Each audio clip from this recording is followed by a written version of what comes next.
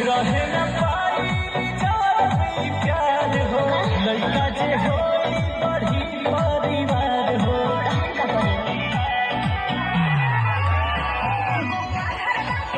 হয় আমি এনেকৈ আজি এটা হেৰি পালোঁ খবৰ পালোঁ যে ইয়াত যিখন বিশ্বনাথ বহাগী ফিয়েষ্টা নামৰ এটা অনুষ্ঠান ইয়াত চলি আছে। যোৱা নিশা হৈ যোৱা অনুষ্ঠান ভাগত এটা বিসংগতি আমি দেখিবলৈ পালোঁ আৰু আমাৰ ৰাইজৰ ফালৰ পৰা বিশ্বনাথবাসী ৰাইজৰ ফালৰ পৰা যথেষ্টখিনি আমালৈ এনেধৰণৰ খবৰ আহিছে যে এনেকুৱা বিসংগতি কিয় হ'বলৈ পালে। এটা বিহু অনুষ্ঠানৰ মাজত এটা ভোজপুৰী নৃত্য আহি থিতাতে ঠাই পালেহি। সেই বিষয় লৈ পেলাই যোৱা নিশাৰ পৰা এটা উদ্বিগ্নতাৰ হেৰি চলি আছে বিশ্বনাথ চাৰিআলিত। গতিকে আমি ইয়াত তাকে খবৰ ল'বলৈ আহিলোঁ। আহি তেওঁলোকৰ কমিটিৰ সভাপতি সম্পাদককে আদি কৰি সকলোকে আমি লগ পালোঁ। তেওঁলোকে অৱশ্যে এইটোত ভুল স্বীকাৰ কৰিছে। ভুল স্বীকাৰ কৰিলেও এইটো তেওঁলোকৰ অৱশ্যে তেওঁলোকৰ হেৰিয়াৰ কাৰণেহে মানে অমনোযোগিতাৰ কাৰণে কথাটো হৈছে আৰু তেওঁলোকে সেইটো হেৰি কৰিছে। অনাগত দিনত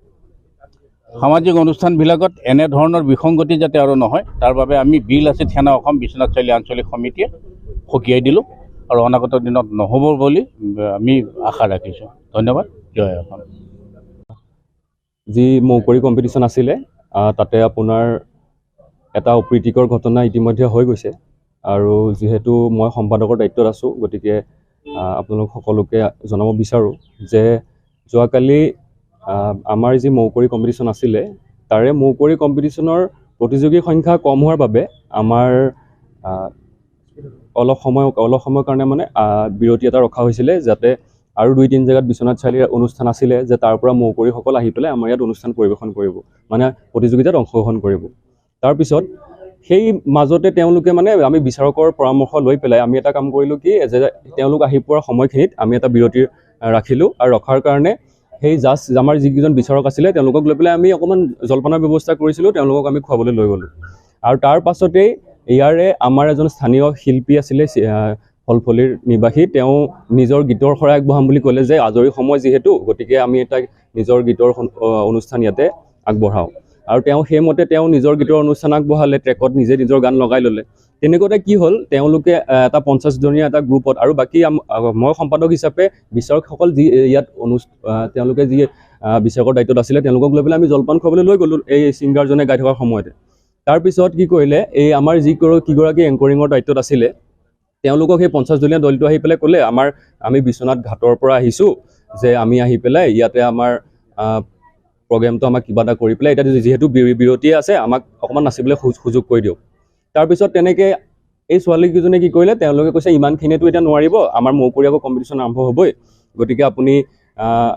এজন বা দুজনে বা 3জনে পাৰিব। তাৰপিছত তেওঁলোকৰ নামসমূহ দিলে। কিন্তু এতিয়া কথাটো হ'ল কি আমি তেতিয়ালৈ গম পোৱা নাছিলোঁ যে তেওঁ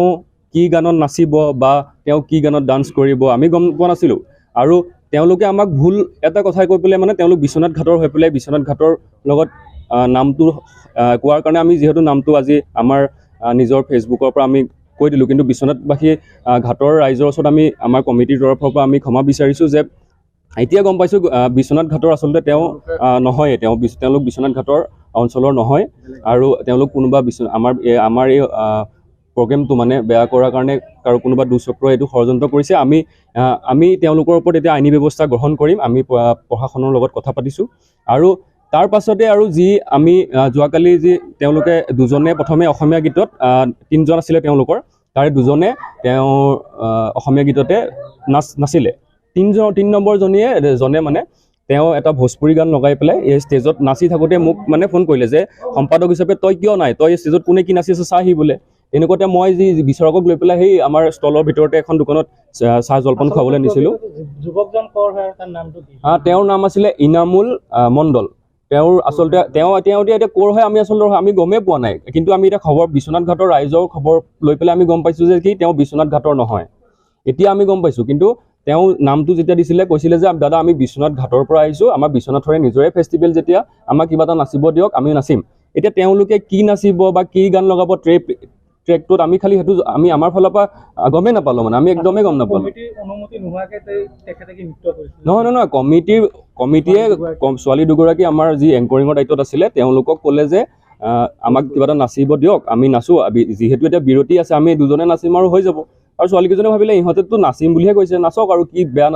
বেয়া নাচিব বুলিতো তেওঁলোকে গম পোৱা নাছিলে ষ্টেজত উঠি যেতিয়া নৃত্যটো কৰিছে মই সেইফালৰ পৰা দৌৰি আহি আধাতে 1 মিনিট যাওঁতে মই মিউজিকটো বন্ধ কৰি মই কৈছোঁ আৰু নহ'ব তোমালোক ইয়াৰ পৰা যোৱা বুলি কৈ গুচি পঠাই দিলোঁ আমি এটা সিদ্ধান্ত লৈছোঁ সেই 3জনৰ ভিতৰত 2জনেতো বাৰু অসমীয়া গানতে নৃত্য প্ৰদৰ্শন কৰিছে বাকী এজনে এই ভোজপুৰী গানটো নৃত্য প্ৰদৰ্শন কৰি যি আমাৰ অনুষ্ঠানটোৰ প্ৰতি যি হেৰি কৰিলে তেওঁৰ ওপৰত আমি এতিয়া কমিটিৰ ফালৰ পৰা আৰু আমি এতিয়া তেওঁৰ ওপৰত আইনী ব্যৱস্থা ল'ম আৰু সমূহ বিশ্বনাথবাসী ৰাইজৰ ওচৰত আমি ক্ষমা বিচাৰিছোঁ যে আমি একদমেই মানে বহুত ডাঙৰে ভুল কৰিলোঁ বুলি ক'ব পাৰি যে এনেকুৱা এটা অনুষ্ঠান পাতি পেলাই আমি কিয় এনেকুৱা ইমান ৰেছপনচিবল হ'ব লাগিছিলে আমি এতিয়া ইমান ইৰেছপনচিবল কিয় হ'লোঁ আমাৰ ওপৰত দায়িত্ব থাকিব লাগিছিলে গতিকে আমাৰ কিছুমান সৰু ভুল আমি আমাৰ একোৱে এক্সপিৰিয়েঞ্চ নাই আগৰ আমি একো কাম এনেকুৱা অনুষ্ঠান আমি পাতিও পোৱা নাই গতিকে আপোনালোকে নিজৰ ল'ৰা ছোৱালী বুলি বা নিজৰে ভাই ককাই বুলি আমাক যাতে অনুষ্ঠানটোত সহায় সহযোগিতা আগবঢ়ায় এইকেইদিন আৰু আমাৰ 3 দিন প্ৰগ্ৰেম আছে 4 দিনৰ প্ৰগ্ৰেম আছে আজি আছে আমাৰ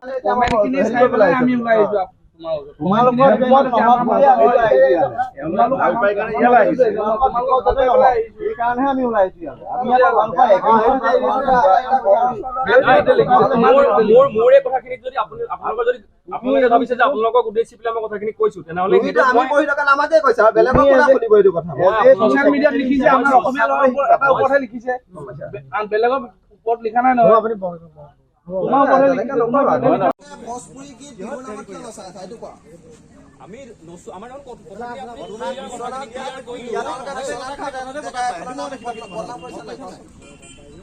আমি বিশ্বনাথ ঘাটে আমাক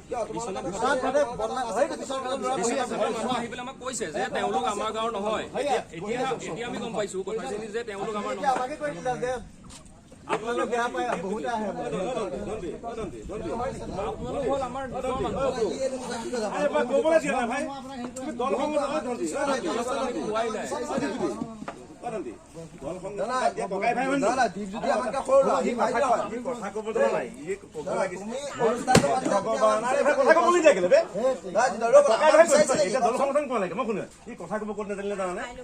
তুমি ক'ব লাগিছিলে আপোনালোকে ভাল পাই কাৰণে ইয়াত আহিছে যিখিনি বেয়া পাই কমেণ্ট কৰি আছে আমিতো তোমাক বন্ধ কৰিবলৈ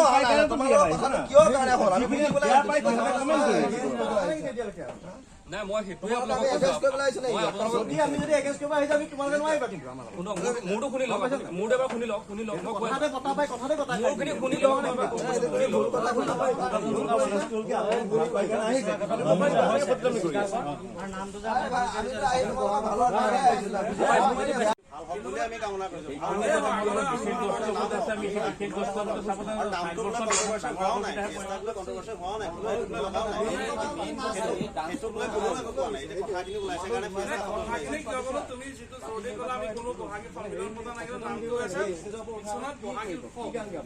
যিহেতু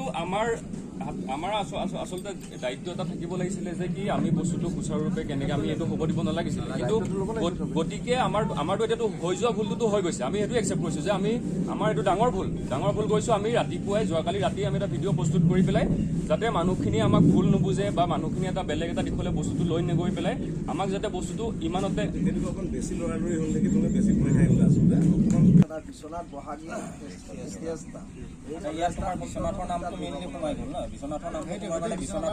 ফিয়েষ্টাৰ অৰ্থটো হৈছে ফেষ্টিভেল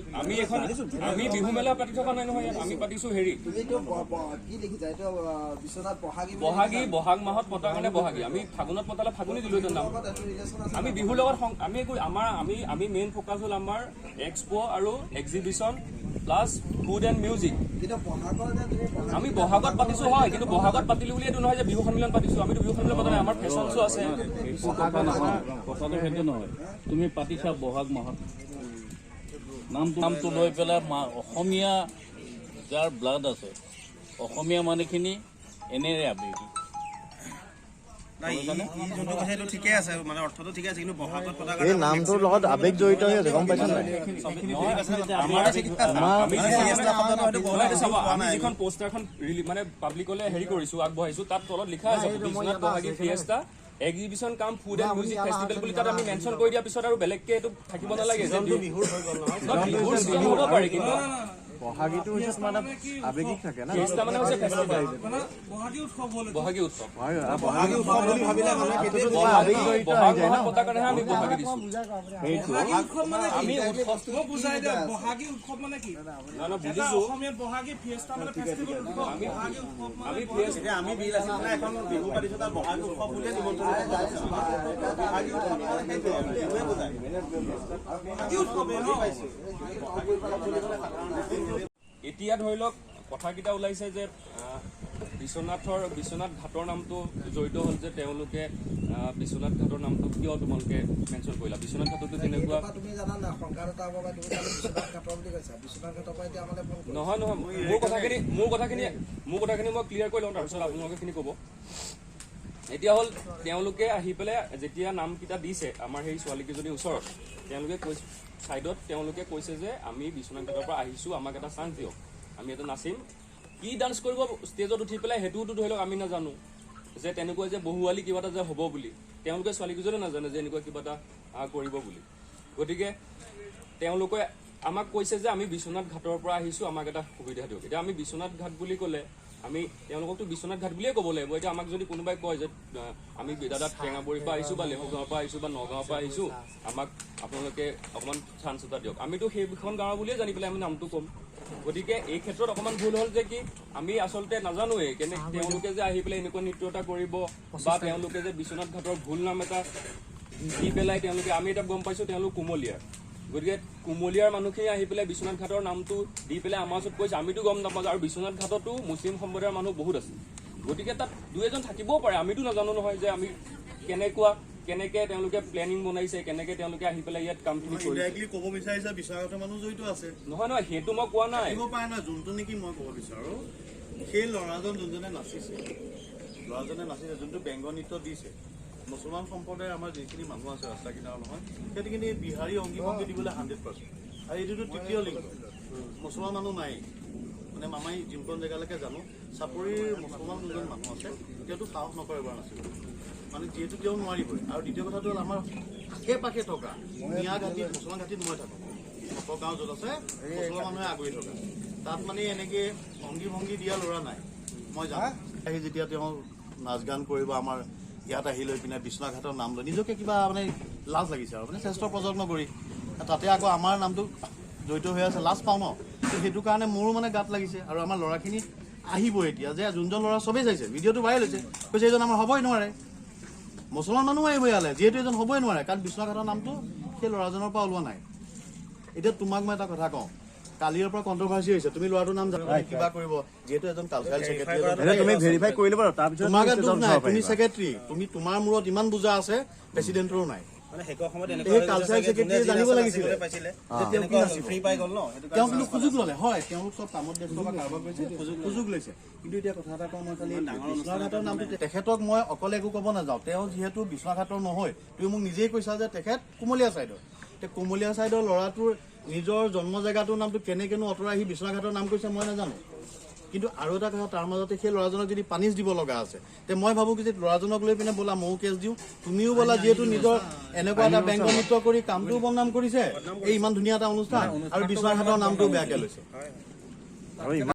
আমি এটা বিৰতি লৈ লওঁ 15 মিনিট 20 মিনিটৰ আমি কিবা কিবি অকণ চাহ অকণমানো খাই লওঁ আমি ব্যৱস্থা কৰিছিলোঁ দোকান খুলিবলৈ তাৰপিছত তেওঁলোকে আমি কি কৰিলোঁ যে আমি অকণ বিৰতি ঘোষণা কৰি পেলাই তেওঁলোকক আমি ইয়ালৈ লৈ যাম মানে চাহ খাবলৈ লৈ যাম তেনেকুৱাতে কি হ'ল আমাৰ স্থানীয় এজন নৰেশ্বৰ দাস বুলি ফলপল্লী নিবাসী তেওঁ আহি পেলাই তেখেতে টমটম চলায় মানে তাৰপিছত তেখেত আহি পেলাই আমাক ক'লে দাদা এতিয়াতো বিৰতি দিছে আমি মোৰ গীতৰ মই মানে এটা মোৰ নিজৰ ইউটিউব চেনেল এটা আছে আৰু মই গান গাবও বিচাৰোঁ ট্ৰেকত 2টা গান গাব পাৰিম তাৰপিছত আমি ক'লোঁ ঠিক আছে আপুনি যদি ভাবিছে তেনেহ'লে আপুনি উঠি পেলাই 2টা ট্ৰেকত গান গাওক তাৰপিছত তেনেকুৱাতে কি হ'ল তেখেতৰ নামটো আমি এনাউন্স কৰি পেলাই তেখেতক ষ্টেজত উঠাই ট্ৰেকটো মই নিজে লগাইছোঁ নিজে লগাই দি পেলাই মই ওলাই আহিছোঁ যে আমাৰ যিকেইজন বিচাৰক আছিলে তেওঁলোকক আমি চাহ জলপানৰ অকণ ব্যৱস্থা কৰিছিলোঁ তেওঁলোকক খুৱাবলৈ ওলাই আহিলোঁ ওলাই আহোঁতেই 50জনীয়া মানৰ মানে এটা দল বিশ্বনাথ ঘাটৰ পৰা আহিছোঁ বুলি কৈছে আমি বিশ্বনাথ ঘাটৰ পৰা আহিছোঁ দাদা। এইখিনিতে বহুত সময় বহুতকেইটা ল'ৰা বহিলে মানে সিহঁতৰ 50জন ল'ৰা গোটেইকেইজন মুছলিম সম্প্ৰদায়ৰ মানুহ। তেওঁলোক আহি পেলাই ইয়াতে বহুত সময় বহি পেলাই আমাৰ ছোৱালীকেইজনীক মানে কৈ আছে আমাক চাৰিআলিৰ ল'ৰাকেইটা এতিয়া বিৰতিহে আমাক নাচিব দিয়ক না 2-3 মিনিট নাচিম ওলাই আহিম। তাৰপিছত কি হ'ল ল'ৰাকেইটা মুছলিম সম্প্ৰদায়ৰ ল'ৰা। তাৰপিছত তেওঁলোকে কি হ'ল মানে আমি যেতিয়া তেওঁলোকক চাহ খাবলৈ লৈ আহিলোঁ তেনেকুৱাতে প্ৰথম দুটা ল'ৰাই মানে অসমীয়া গান মানে গানকেইটা লগাই নাচকেইটা কিন্তু সেই তেনেকুৱা নাচ দিছে মানে দেই। তাৰপৰা মই এতিয়া বিচাৰককেইজনৰ লগত ইয়াত চাহৰ ক্ষেত্ৰত ব্যস্ত হৈ আছিলোঁ। তাৰপৰা 3 নম্বৰটো নাচোঁতে মোক এজনে ফোন কৰিছে আমাৰ আচুৰে বিক্ৰম দাই ফোন কৰিছে তহঁতে মই গাড়ীৰ পৰা চাই আছোঁ তাত কি হৈ আছে প্ৰগ্ৰেমটোত কি হৈছে তই চাচোন এবাৰ ভালকৈ। তাৰপৰা মই তেতিয়া দৌৰি আহি পেলাই মানে এই 1 মিনিট গৈছিলে মানে চাউণ্ডটো মই লগে লগে বন্ধ কৰি পেলাই বাকী আৰু 4জন নে 3জন আছিলে মই বোলো তহঁতে নোৱাৰা প্ৰগ্ৰেম নাচিব বল ইয়াৰ পৰা ওলা বুলি কৈ বিচাৰককেইজনৰ তাৰ অকণমান পিছতে খানাটো মানে যিটো আমি জলপানৰ ব্যৱস্থা কৰিছোঁ খোৱা হোৱাৰ পিছতে আমি ক'লোঁ যে বাইদেউ এতিয়াতো আমাৰতো যিকেইজন আহিম বুলি কৈছিলে আধা ঘণ্টা 45 মিনিট হৈ গ'ল তেওঁলোকো আহি নাপালেহি গতিকে আমি আজি যিখিনি 16জন আছিলে তেওঁলোকৰ ওপৰতে আপোনালোকে বিচাৰটো উলিয়াই ফলাফলটো ঘোষণা কৰি দিয়ক আৰু আমি ইমানতে আজি আমাৰ কাৰ্যসূচী সমাপ্ত কৰোঁ। তো তেনেকৈ কৰি পেলাই আমি মানে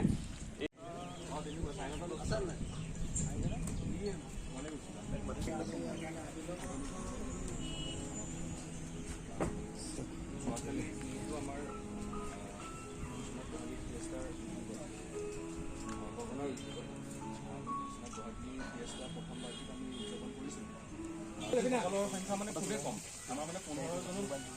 16জন মাত্ৰ আমাৰ প্ৰতিযোগী লৈ পেলাই আমি আমাৰ প্ৰগ্ৰেমটো কিমানখিনিলৈকে মানে আমি কম্পিটিশ্যনটো খতম কৰি পেলাই বাকী আৰু মানে 2টা জেগাত বিশ্বনাথ চাৰিআলি 2টা জেগাত এটা সংযোগ সংঘ নেকি আৰু এটা কোচগাঁও আৰু এটা লেহুগাঁৱৰ যিখন মান টাইম ৰখি দিয়া বা 1 ঘণ্টা 45 মিনিট মান ৰখি দিলে আমি গৈ পেলাই তাত তোমালোকৰ তাতে আমি কৰি আমি জইন কৰিব পাৰিম। তাৰপিছত আমাৰ তেনেকুৱাতে কি হ'ল আমি বিচাৰককেইজন আছিলে আমাৰ তেতিয়া মগুৰি আমাৰ ইয়াত যিকেইজন আগতে আহিছিলে তেওঁলোকে আমাৰ মানে ইয়াত অংশগ্ৰহণ কৰিবলৈ তাৰে আপোনাৰ 16জন